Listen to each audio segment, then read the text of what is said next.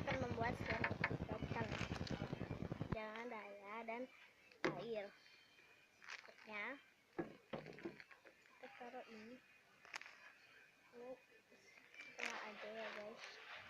Ini kita masukkan ke sini. Tunggu kita tambahin minyak lagi.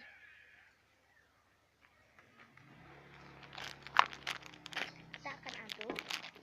Tapi yang ini selain aktifnya kita akan coba dengan setelahnya mencair. Ini saya belet saya cair, kita akan taruh ya. Ini guys, jadi selnya tadi yang lihat super cair. Bye, sampai sini saya